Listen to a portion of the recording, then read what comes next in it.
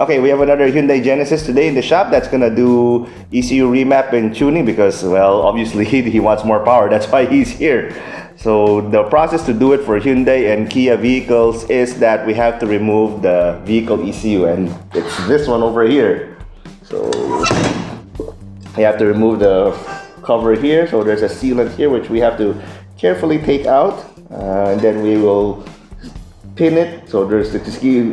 We're doing somewhat that looks like heart surgery on the ECU.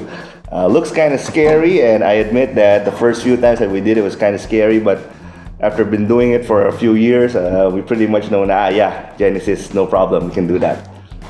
So once we have it all set up here, the next step is to see if what we did here, where the connections are, is correct. So we'll turn the power supply on.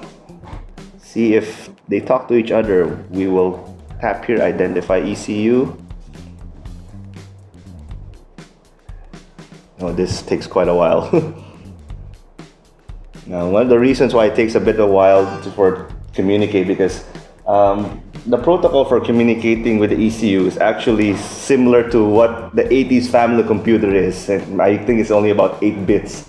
You don't really need it to be that fast for a car processor to do the normal engine functions, because number one, it's only shuffling data around, not even data, it's voltage. So voltage in, and then gets processed, throws out another voltage. You're not running graphics, you're not running games, there's no Wi-Fi, nothing. So you don't really need super duper fast communication speeds for a car's ECU. So anyway, what we did here now is we click identify ECU. So it was a success. So there you go. It came out with this one, the software number. This is what's important. So that means all our connections are correct. So now we can proceed to read the ECU. This takes even longer now. So after a while, once it'll start reading, there's a progress bar here. So right now, obviously it's 0% because nothing's happening yet. So we'll wait for that to read, and it'll go all the way to 100%. Pretty much every Hyundai and Kia vehicle out there needs this kind of process to be able to remap. Unlike most other cars where you simply use an OBD to remap, which is like this one here. This is an OBD socket because this is serves as also a communications port. So data can go in, data can come out. Hyundai and Kia are pain in the asses because every single one, doesn't matter. We've done Sorrentos, Carnivals, Santa Fe's, Accents, Elantras, and Genesis. They all require you to remove the ECU and surgically do this stuff. And that also shows that we're the only ones who can do it for the price that we're charging. No other shop are able to do it. Because for the simple reason is we have our own dyno.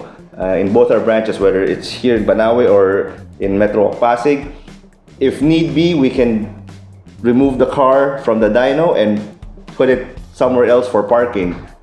We have that flexibility. Because every other shop that does this, or there were other shops that do this, though they're all gone now. First and foremost, they don't have their own dyno. Number two, they don't tune. There's this actually one shop that used to do this. He doesn't do any tuning. All he does is call the tuners from Korea. So they schedule about 2 to 3 days. They'll remove the ECU. They'll do this without the dyno. They'll program it and then put it back. And when you start it, great. And then when you drive it, yes, there's power. But how much power, you obviously don't know because there's no dyno. And if you do want the dyno, then you have to pay extra to schedule with a dyno place. And here's the kicker part about it. Every time you put a car onto the dyno, you pay. May bayad yun. So obviously you have to do it baseline, pay one time, take out the car, do all of this stuff, put it again, pay again, and then if you need to do any adjustments, take the car out again, do whatever the adjustments are, bring it back in, pay again. If wherever you're dynoing has a parking spot, if there isn't, that car stays there on the dyno and the clock keeps ticking. The fastest that we can do this is 3 hours from start to finish. I'm sure it'll take them a hell of a lot longer because they don't have a bench set up like this. So if your car sits on that dyno rental place for 4 hours, 5 hours, how you can see it all adds up. So no, nobody else can reflash Hyundai and Kia vehicles reasonably except us. Oh, there, we're finished reading. So there you go. We're now gonna save the data here. So Genesis. All right, this is our editing software for the Genesis, and these things here are called maps. So that's why the term is called remap. It's this one. So this is the throttle angle map. So this is load, meaning how much pedal you step. This is RPM. So obviously the more pedal you step, the higher that the RPM goes.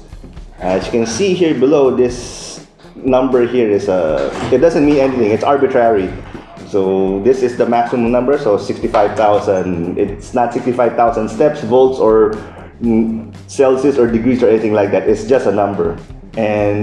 But what this represents is that this is 100% throttle at 6,500 RPM. So for 100% application of pedal, the throttle opens 100%. So that's our reference. And these numbers here on top are not commensurate. Also represent throttle opening. So it's basically a percentage of whatever that is. So let's do a bit of simple math. So 4,000 divided by 65,000. So doing a quick math, so if this is 100%, then it means here, this is 7% throttle opening. And so on and so forth. Oh yeah, now I found the word, proportional, there you go, it's proportionate. These numbers are proportionate to, say, if this is 100, so this is 7%, so this one should be around 9%, this one should be around 12%, 11% also. So what we can do here is we can increase up to about 33% throttle.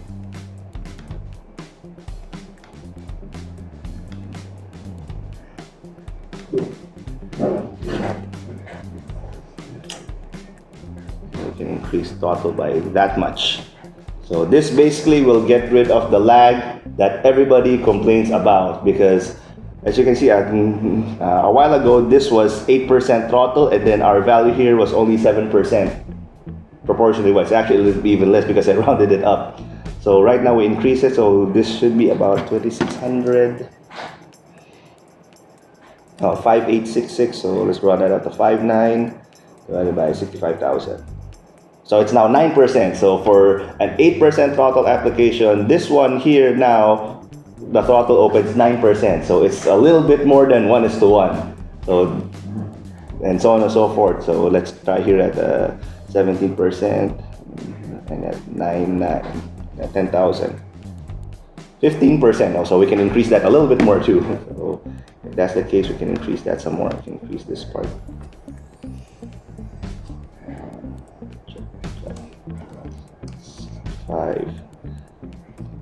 11,000. There's at least, no, it's now 17%. So we've now equated the pedal to the throttle opening here at 17%. So I'm gonna do this for the rest of the throttle up to about here, 33%, because as a general rule and what we've seen in other cars, after the 30 or 33% mark, it's pretty much equal already. So 50% throttle here, at this part should be also around 50% or a little bit more. So we generally just adjust this part here to get rid of the delay. So that's just one map. And then the rest of the other maps are here. So that's a throttle map. So we have exhaust gas temperature map. These are the main maps that we adjust to make power. Injection. So this is for fueling, and this is for spark.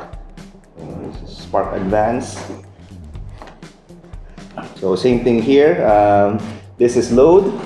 This is RPM. This one here, in every other ECU mapping software we see, this is in actual units, as in degrees of timing. So this one is still kind of arbitrary. So this one takes a little bit of guesswork.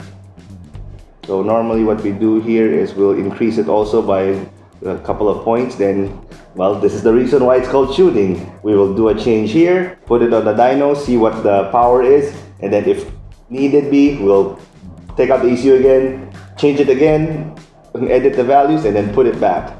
So it's a process of trial and error adjustment. And that's the important part why you need a dyno for these things, because without the dyno, there is no way for us to know if the adjustment we made has any impact on horsepower and torque. We can adjust this blindly, no problem.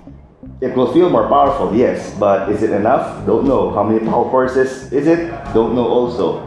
So this is why with every single tuning we do, remap tuning with unit chip or direct ECU remap or reflash, we always put the car on the dyno. We never tune without the dyno.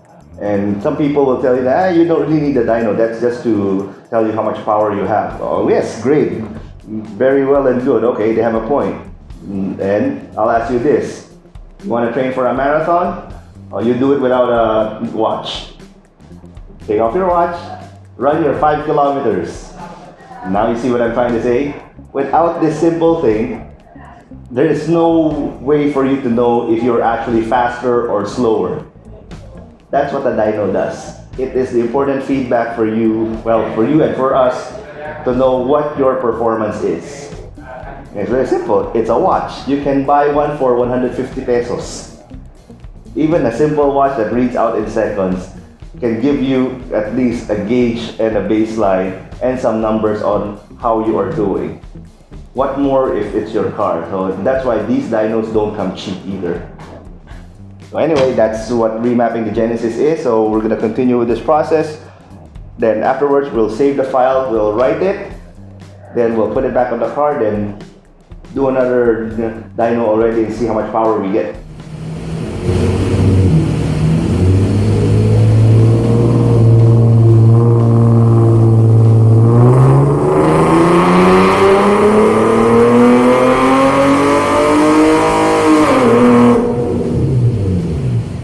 That's how the Genesis sounds like, and these are the dyno results. So this red line here is our baseline. So this is already with its intake, and apparently what I can see is headers and a full exhaust.